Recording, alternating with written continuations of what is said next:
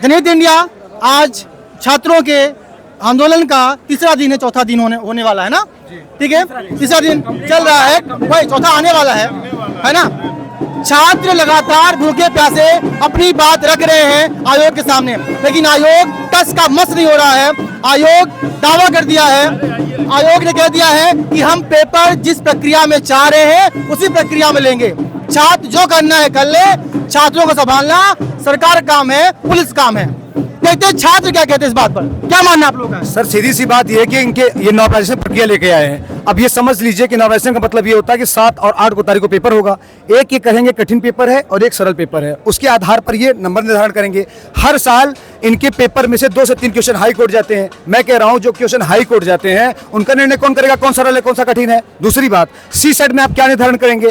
3 दिन से बच्चे बैठे हैं, हमारा ये प्रीसियस टाइम चल रहा है, 27 दिन के एग्जाम बचा है। अगर आप देखेंगे काउंट डाउन करेंगे उसमें ये 3 दिन हमको यहाँ पे झेला के बैठा है और 8 डीएम साहब आगे कह रहे हैं कि आप आके हमसे बात कीजिए। मुझे ये बता दीजिए कि अथॉरिटी डीएम साहब के हाथ में तो है नहीं, क्यों अध्यक्ष बाहर नहीं आकर के बात करना चाह रहे हैं कि बच्चों आपकी समस्या क्या है और हम समस्या का निदान करें। मैं ये पूछना चाह रहा हूँ सिर्फ सरकार से। और हमारा और लोग ये भी कह रहे हैं, एक बात और कहना चाह रहा हूँ सर, कहते हैं कि राजनीतिक मंच है, यहाँ सब स्टूडेंट हैं, पूछ लीजिए कोई ना कोई सब्जेक्ट डिग्री कर रहा है, कोई ना कोई कुछ पढ़ रहा है, सब तैयारी करके सब फॉर्म भरे। टोटल बच्चे वो आए जो फॉर्म भरे हैं और 3 दिन से सर आए हुए हैं मच्छर काटने। कई लोगों की टाइफाइड रिपोर्ट आई है, कई लोगों की डेंगू रिपोर्ट आई है।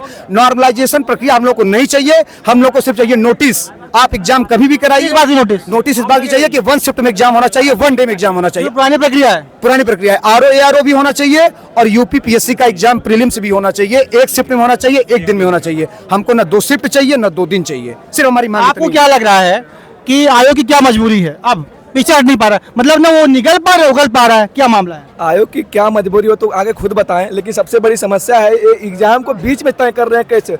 जो इनकी पहले नोटिस थी उसमें बता देते कि हम कैसे एग्जाम कराएंगे, उसकी शुरू में जो निर्देश आते हैं उसमें तो कुछ और लिखा था, लेकिन एग्जाम फॉर्म भरने के बाद डेट जो आई उसमें इन्होंने 2 पाली में एग्जाम कर दिया, 2 पाली में 2 डेट में।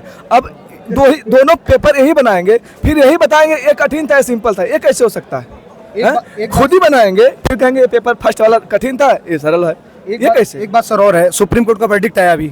वर्डिक्ट में ये आया कि कोई भी एग्जाम भर्ती होने के मतलब विज्ञापन आ गया तो विज्ञापन आने के बाद हम नियम चेंज नहीं कर सकते। ये फॉर्म भरवाने के बाद नियम चेंज किए हैं। ये फॉर्म भरवाने के बाद क्या आप लोग कोई कोर्ट गया? कोर्ट सर, ये कोर्ट लोग जा रहे हैं सर। मैं क्या कह रहा हूँ, वर्डिक्ट आया, सुप्रीम कोर्ट का वर्डिक्ट कहाँ लागू होता है? हर जगह लागू होता है, पूरे देश में लागू होता है, ये भी आपको पता है। लेकिन मैं कहना चाहता हूं कि उन्होंने, कोर्ट ने ये सीधा कहा है कि भर्ती प्रारंभ का मतलब होता है नोटिफिकेशन जारी। आपने हम लोगों से फॉर्म भरवाया, उसके बाद आपने चेंज कर दिया कि नहीं। आप ये बताइए 41 जनपदों में कह रहे हैं कि शिक्षा, यानी कि 41 जनपदों में सेंटर मिला, यानी कि सिर्फ 41 जनपदों में शिक्षा व्यवस्था ठीक है, बाकी का क्या जनपद क्या हुआ? बाकी इनके जनपद क्या हो गए? बाकी इनकी तो शिक्षा व्यवस्था नहीं है। सर सबसे बड़ी प्रॉब्लम यहाँ हमारे लोगों की ये है कि हम लोगों को नोटिस चाहिए 1 डे 1 शिफ्ट का, आरओ के लिए भी और यूपीपीएससी के लिए भी। लेकिन आयोग तो ने कह दिया है, आयोग ने कह दिया है कि भैया जो है वैसा ही चलेगा, आप कुछ भी कर लीजिए। हाँ तो हम कर रहे हैं जो करना है सर। आप क्या कर रहे हैं? हम लोग भी कर रहे हैं। देखिए सर, यही तो आयोग की समस्या है। एक तरफ हमसे चाह रहे हैं हम लोकतांत्रिक चीजें करें और खुद कह रहा है कि भाई हम जो कर दिए हम उसमें परिवर्तन नहीं करेंगे। दूसरी सबसे बड़ी बात, ये हमारे जूनियर भाई हैं, हम थोड़ा सा सीनियर हैं, हम बहुत पहले से मेंस वगैरह देते आ रहे हैं। तो एक बहुत बड़ी बात बताना एज क्या है इस टाइम? सर 34 है। 34 एज हो गई है और अभी 1 साल से परीक्षे हुए नहीं है, तो आप लोगों को एज ओवर डर नहीं सता रहा है? सर बिल्कुल हो रहा है सर, वही तो हम कहना चाह रहे हैं। साथ ही आप जो 37 पर होंगे, 36 पर होंगे। सबसे बड़ी समस्या यही है सर कि 8x10 के कमरे में रहने वाले बच्चे हैं, ठीक है, हम भी उसी में हैं। हम आयोग से लड़ेंगे, वकील करेंगे, कोर्ट कचहरी करेंगे। हम जमीन कब्जा करने थोड़ी ना आए हैं कि हम कोर्ट कचहरी लड़ेंगे। हम यहाँ खाने के लिए, सब्जी के लिए मर रहे हैं और हम जो है आयोग से लड़ाई कर पाएंगे? इनके पास सर 100 करोड़ की संपत्ति है, इनके पास वकीलों की फौज है, हम कहाँ से चंदा इकट्ठा करेंगे, कहाँ से इनसे लड़ेंगे? सर कौन पाली में पेपर कठिन आया, कौन आसान आया, ये डिसाइड करने वाले कैसे हो सकते हैं? और सर स्केलिंग का जो मुद्दा है सर, 2012 के बाद से जब तक सब्जेक्ट था सर, लगातार स्केलिंग होती आई है और उसके खिलाफ 2012-13 में एक बहुत बड़ा आंदोलन यहाँ हो चुका है। 11 साल बाद आज वही जगह हम लोग फिर खड़ा कर रहा है आयोग, फिर हम उसी स्केलिंग से फिर पीड़ित हो जाएंगे। क्या लग रहा है आपको, आयोग जो निर्णय दे दिया उससे पीछे क्यों हट रहा है? सर 3 दिन हो गए छात्रों के यहाँ करते हुए। जी सर, ये आयोग के सर हठधर्मिता है कि वो चाहता है कि भाई हम जो कर दिए आप मान लीजिए उसको। हमसे चाह रहा है कि हम लोकतांत्रिक तरीके से अपनी बात रखें। आयोग ने हमसे पूछा भाई 6.5 लाख लड़कों का आप एग्जाम नहीं करा सकते। 75 जिले हैं आपके पास, आप उत्तर प्रदेश की इस इंडिया का सबसे बड़ा प्रशासनिक व्यवस्था आप संचालन करते हैं, तो हम कैसे आप सक्षम हैं बताइए। आप अभी यही सर 2 महीने बाद बोर्ड का एग्जाम होगा सर, 50 लाख लड़कों का एग्जाम होगा। जिस दिन हिंदी का पेपर होगा, पूरे उत्तर प्रदेश के सारे बच्चों का हिंदी का पेपर उस दिन यूपी बोर्ड में होगा। लेकिन सर 5 लाख बच्चों का एग्जाम नहीं हो सकता, आप बताइए। बोर्ड का एग्जाम सर 2 महीने फरवरी में होगा सर, देखिएगा 50 लाख लड़कों को सर एग्जाम देंगे और सारी व्यवस्था बहुत चौचक चलेगी। सिर्फ हम ही लोगों से समस्या है इनको सर, हमारे अंदर कालापन है कि आयोग के अंदर कालापन है? लेकिन आयोग का तो कहना है कि एसएससी सीजीएल एसएससी वगैरह में तो चालू है, पहले से प्रक्रिया चालू है, तो आपको इसमें क्या दिक्कत आ रही है? सर उसमें मानविकी सब्जेक्ट में और मैथमेटिक्स में दोनों में बहुत अंतर है सर। आप सर देखिए, एक आईआईटी का क्वेश्चन होता है, एक हाई स्कूल का मैथ होता है। आप बता सकते हैं सर हाई स्कूल वाला सरल है, वो कठिन है। लेकिन आपसे पूछा जाए अकबर के लड़के का क्या नाम था और आपसे पूछा जाए हुमायूं के लड़के का क्या नाम था, इसमें आप सर कैसे डिसाइड करेंगे कौन सा सरल है कौन कठिन है? आप अगर अकबर के जानते होंगे तो आप अकबर को बता देंगे, हुमायूं को जानते होंगे तो हुमायूं को बता देंगे सर। लेकिन मैथ में आप a+b का होल स्क्वायर क्या होता है, a³ + b³ + c³ बराबर ab कैसे होगा, इसका कैलकुलेशन तो आईआईटी वाला ही कर पाएगा सर ना। तो बस यही हमारी लड़ाई है। और दूसरी लड़ाई ये है कि जीएस में तय कर पाना पॉसिबल नहीं, संभव ही नहीं है कि कौन सा क्वेश्चन इजी कौन सा टफ है।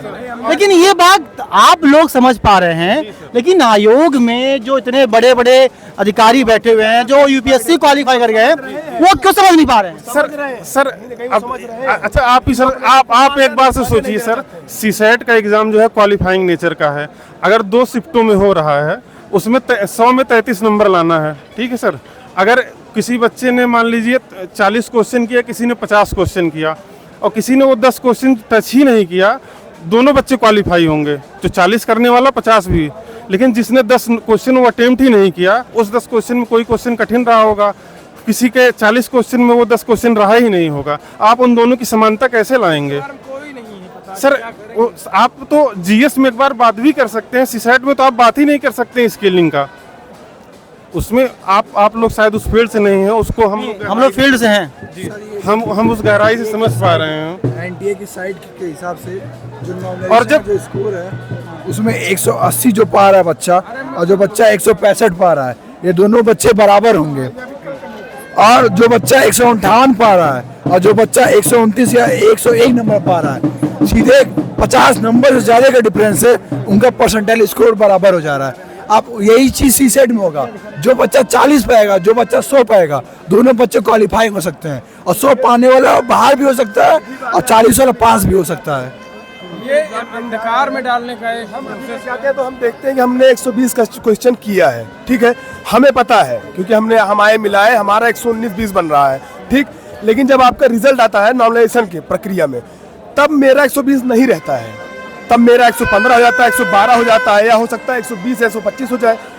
तो वो हमको 125 नहीं चाहिए, लेकिन हमको 115 भी नहीं चाहिए, हमको 120 चाहिए।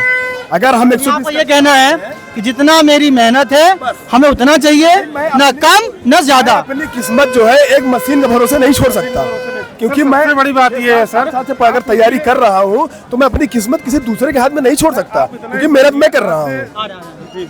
आज से सर 1 साल पहले, 2 साल पहले, 3 साल पहले जो एग्जाम होते रहे, क्या 6 लाख से ज्यादा लड़कों ने एग्जाम नहीं दिया?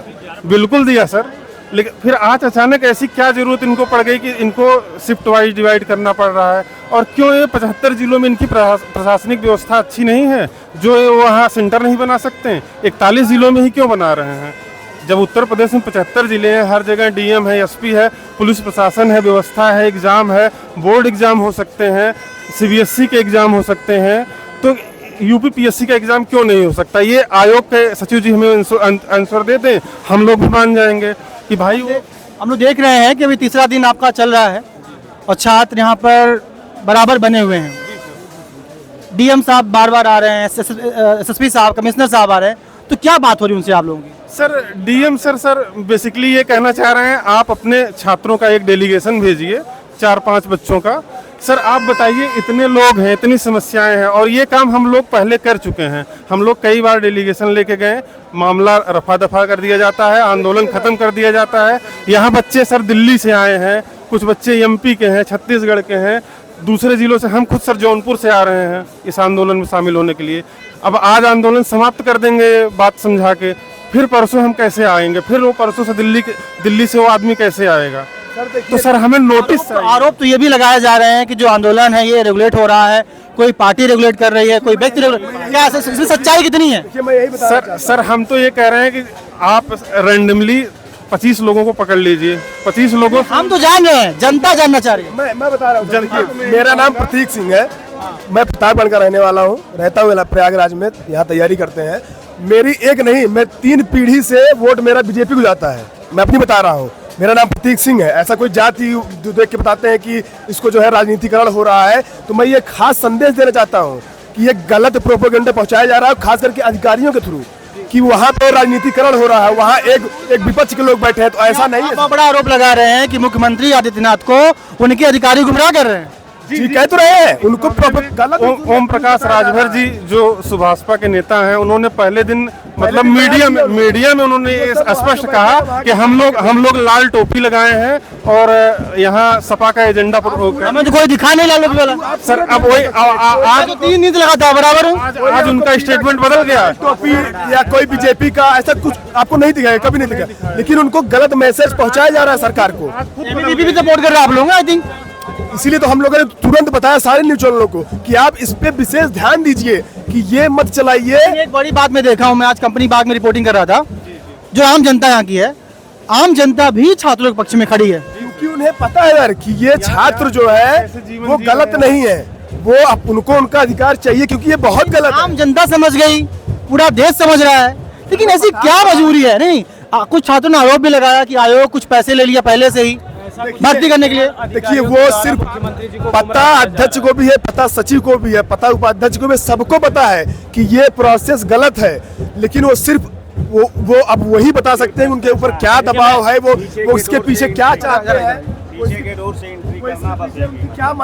क्या मंशा इनकी है? देखिए सर, जब से संजय श्रीनेत आए हैं, उनका जो भी कार्यकाल रहा 2 साल 2.5 साल 3 साल, तब से कोई वैकेंसी ना तो प्रेस दिए, हमेशा संदेह के घेरे में थे। अभी हालिया रिपोर्ट है, हाई कोर्ट का एक डिसीजन आया, 50 PCSJ वालों की इन्होंने कापी बदल दिया। और नॉर्मलाइजेशन एक ऐसी प्रक्रिया होती है बहुत बुरी, ये सक्सेस होता है तो मैथ और साइंस वालों में, ये GS का विषय है, GS मानविकी विषय है। मैं कह रहा हूँ अगर कोई भूगोल का क्वेश्चन हो, कोई इतिहास का क्वेश्चन हो, और उसमें आप कैसे कौन सा फार्मूला, कौन सा स्टैटिक्स फार्मूला लगाएंगे कि कहेंगे कौन आसान है कौन कठिन है? तो इनका एक काम है बैक डोर से हमको किसी को ना किसी को पैसा लेके अपने लोगों को एंट्री दिलाना। बाकी बड़ा आरोप लगा रहे हैं आप, आरोप ये लगा रहे हैं जो प्रक्रिया मानकीकरण की ला रहे हैं, मानकीकरण जो है। अच्छा, मेरे कहने का नहीं, एक सेकंड मैं बता रहा हूँ, जनता समझना चाह रही है कि यानी कि अगर आपने 150 नंबर क्वेश्चन कर रखे हैं तो ये कंफर्म नहीं रहेगा कि आप 150 पाएंगे। सबसे बड़ी 140 हो सकता है, 130, 160 भी हो सकता है। एक दुविधा उसमें और है, 140-150 क्वेश्चन का GS का पेपर होता है PCS का, 200 क्वेश्चन का होता है 200 नंबर का RO का पेपर। अगर मैं मैक्सिमम करके भी आता हूं 100 नंबर का, अब तक जो रिकॉर्ड है 90 से लेकर 100 के बीच में मेरिट जाती है। अगर मैं 100 करके आता भी हूं आंसर की से, तब भी मैं दुविधा में रहूंगा कि मेरा होगा कि नहीं होगा। हो सकता है अप डाउन हो, इसी वजह से मेरा मेंस भी खराब हो जाएगा। किन्हीं कारणों से भाग्यवश अगर मेरा 30% निकल भी गया तो मैं मेंस की तैयारी नहीं कर पाऊंगा। और ये बात संजय श्रीनेत भी जानते हैं, उनके सचिव भी जानते हैं। कि छात्रों का जो चीज और कहना चाहता हूँ श्रीमान, ऐसा है कि वो कहते हैं कि मैं जनता के हित में कह रहा हूँ। इतनी बड़ी जन समूह है, 10,000, 15,000, 20,000 लड़के आ रहे हैं, उनकी मांग है 1 डे 1 शिफ्ट, ठीक है। इतना बड़ा महाकुंभ का आयोजन हो सकता है, G20 का आयोजन हो सकता है, 1 नेशन 1 इलेक्शन की बात करते हैं, तो हमको कह रहे हैं आपके पास इतना मैन पावर है, आपका 75 जिला है, आप चाहें तो एक दिन में हायर करके सारा एग्जाम करा सकते हैं। आयोग ने ये कहा कि मैं प्राइवेट स्कूल सेंटर नहीं बनाना चाह रहा हूँ। चीज ये बताइए, प्राइवेट को सर मान्यता कौन देता है? प्राइवेट भी तो उत्तर प्रदेश सरकार के अंतर्गत आती है ना सर। मैं कर रहा हूँ सर, मैं कह रहा हूँ प्राइवेट तो भी उत्तर प्रदेश सरकार के अंतर्गत आती है ना।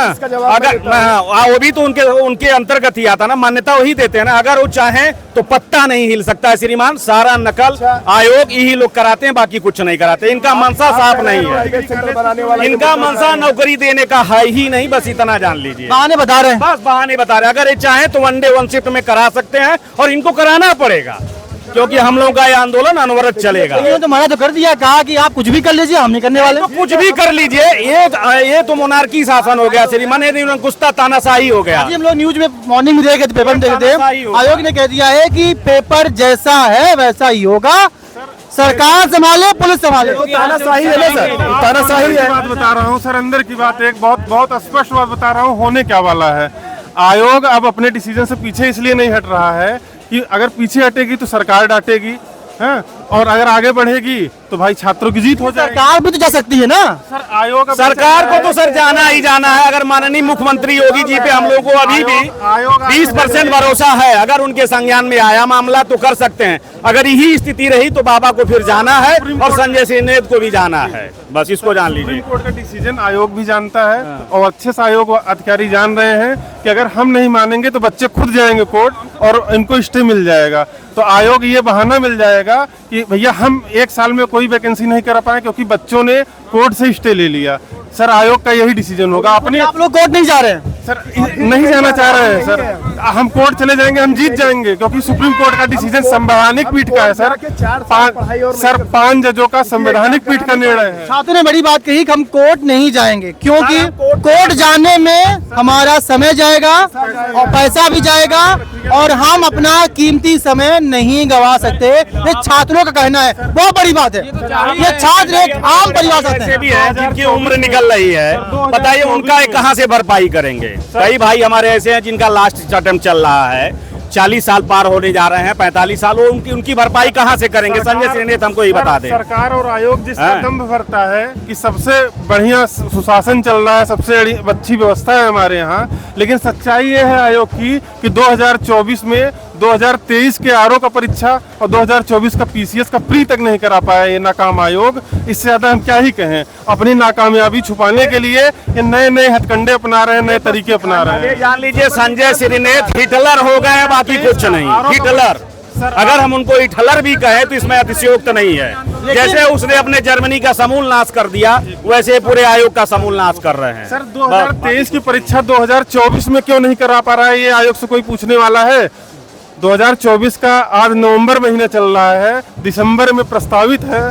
सर, ये क्यों हो रहा है बताइए? 2023 मेंस जाएगा आपका 25 में। अगर जो प्रक्रिया ये चाह रहे हैं, आनंद फानन में इन्होंने क्यों जारी किया? क्योंकि इनको गिनवाना है कि हमने 2024 में परीक्षा करा ली पीसीएस की। ये आनंद फानन में इसलिए जारी कर रहे हैं क्योंकि ये अपना नकारापन सिर्फ छिपा रहे हैं और कुछ नहीं कर रहे हैं। सच्चाई इनको भी पता है, हर चीजें इनको भी पता है, लेकिन बस ये उसको मानना नहीं चाहते क्योंकि ये दिखाना है इनको। करना चाहते हैं और इनको पता है कि हम अपना सत्र अगर सुनिश्चित करेंगे तो सरकार हमसे पूछेगी, बच्चे पूछेंगे। बच्चे कोर्ट से जाके जीत जाएंगे, इनको अच्छे से पता है, लेकिन ये चाह रहे हैं कि बच्चे जाके एग्जाम रुकवाएं। 3 दिन से अधिक समय हो रहा है आप लोगों को यहाँ रहते हुए, आपको आत्मबल में कोई कमी आ रही है आप लोगों के? कोई कमी नहीं है श्रीमान, कोई नहीं कमी है। हम लोगों का लंबी होनी आप? हाँ, लंबी। हमारा जोश दिन प्रतिदिन दूना और चौगुना बढ़ ही रहा है। हमें अच्छे से पता है कि हमारा आयोग इतना निकम्मा है और सरकार आंख बंद कर चुकी है। एग्जाम तो होना नहीं है सर, धरना ही देंगे, क्या कर सकते हैं सर? ऐसी है कि माँ बाप जब भेजते हैं हम लोग यहाँ पढ़ने के लिए तो ये नहीं पूछते हैं बेटा क्या कर रहा है क्या नहीं, ये पूछते हैं कि क्या खाना बना के खाया और कितना यहाँ पर लड़कियाँ भी, छात्राएं भी आई हुई हैं, आंदोलन कर रही हैं, आप लोग कंधे से कंधे मिला के लड़ रही हैं, लेकिन एक चिंता से होता है कि घर वाले जो आप दूर से आपको देख रहे हैं, हर मीडिया में चल रहा है, तो टेंशन होती है आप लोग घर वालों को आपके लिए कि भैया बच्चा हमारा कैसे होगा, क्या होगा? ओबियसली है सर, सबको चिंता होती है, हर माँ बाप को अपने बच्चे की चिंता होती है, इसमें कोई कहने वाली बात नहीं है। लेकिन उनको ये देखते हुए क्या दर्द होता होगा? दर्द यही होता है कि आयोग निकम्मा है, सरकार हमारे बच्चों के लिए कुछ नहीं कर रही है, फिर भी हम लोग एक आस बधाए हुए हैं। अभी भी माननीय मुख्यमंत्री आदित्यनाथ पे हम लोगों के ऊपर भरोसा है, देखता है, हाँ भरोसा है, देखते हैं वो कब तक परीक्षा ले रहे हैं। वो हमारे मुखिया है, हमारे सूबे के। ये है पढ़े लिखे छात्र, 3 दिन बीत गए भूखे प्यासे ठंड में। आज मुझे रिजल्ट निकालना पड़ा, ठंड थी ज्यादा, ये छात्र टी शर्ट पहने हुए हैं, 3 दिन बीत गए। तब भी अपना धैर्य नहीं खो रहे हैं और अभी भी कह रहे हैं कि मुख्यमंत्री हमारे मुखिया हैं, वो निर्णय दे, हमारे पक्ष में दे, हमारे भविष्य को देखते हुए वो एक्शन लें। लेकिन आयोग सुनने को तैयार नहीं है। आयोग ने साफ स्पष्ट कह दिया है कि जो निर्णय में लेके आया हूँ उसी में कायम रहूंगा। छात्रों को संभालना, उनको हटाना यहाँ से पुलिस काम है। इस पर क्या कहेंगे आप लोग? देखिए, अभी तक तो पुलिस ने हमारा पूरा भरपूर सहयोग किया और मैं उम्मीद भी करता हूं आगे भी पुलिस बल हमारा साथ देगी। आयोग की तरफ से अगर कहीं से कोई फेलियर हो रहा है तो सिर्फ आयोग की तरफ से। अब सारा गेट शासन स्तर पे है और हम लोगों को बस विश्वास है तो माननीय योगी जी पे और बाकी किसी पे नहीं। अब हम लोग देखते हैं कि माननीय योगी जी हम लोगों के लिए क्या करते हैं। नहीं करेंगे तो फिर हम लोगों के पास एक विकल्प है, हाई कोर्ट जाना। वहाँ से तो हम लोगों को न्याय मिलेगा ही नहीं मिलेगा। अखिलेश जी कल या परसों आर्थिक आने वाले हैं फूलपुर में, उनसे क्या कहना चाहेंगे?